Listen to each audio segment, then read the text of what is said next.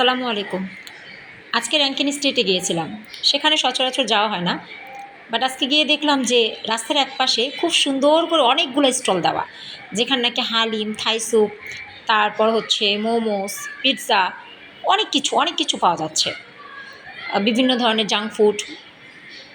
তো সেখানে যখন দেখলাম যে লাইভ পিৎজা তৈরি করে দেখাচ্ছে ওরা, আমি ভাবলাম যে ঠিক আছে, তাহলে একটা ভিডিও তুলি। পিৎজাটা দামও মোটামুটি ৩০০ থেকে ৫০০-র মধ্যে আপনারা এখানে পিৎজা পাবেন।